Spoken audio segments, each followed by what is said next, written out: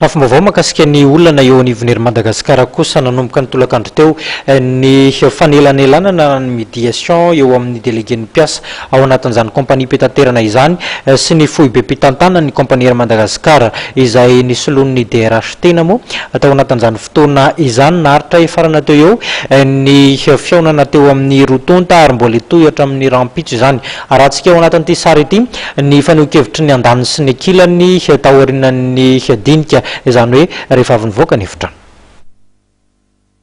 Mbola tsy zavatra tapaka zany androany aloha fa mbola miverina rapitso amin'ny sivy izay ngamba ny azo tenenina mbola tsy zavatra tapaka mihitsy fa dia rapitso amin'ny sivy miverina fa izy io misy ilay hoe 3 andro fanaovana médiation dia mitohy izay ngamba ny azo lazaina. Izay manokana zany amin'ny mampiasa anay aloha nametraka hoe andao asina climat d'apaisement ity zavatra ity izay zany tsy afaka hiresaka amin'izareo raha toa ka tsy hoe zay climat d'apaisement zay nitakina zany hoe annuleo aloha le sanction zay omenareo andreo délégué reo satria ireo zao ny partenaires sociaux miresaka aminareo nefa ahoana moa no ahafahanay hitady marimaritra iraisana aminareo nefa nizahay za licencié izahay azany mandalo police ka zay no angatana dia zareo moa niteny kodikokody tsy maintsy ho ampiaranay ny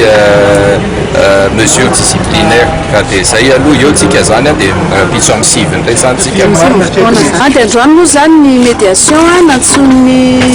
natsony inspection du travail zany zay zareo no saisira d'office zany ho médiateur anatin'ity raha ty dia mbola nisy point maromaro moa zany ny évoquen'ny solotena mpiasa atao anatin'izay doléance zay dia mbola mitohy zany ny fifampidiniana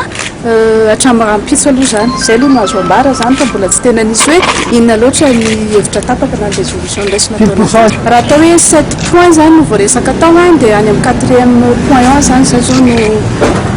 jerena zany manomboka rapitso tena point anankiroa samihafa mihitsiny zany zay le hoe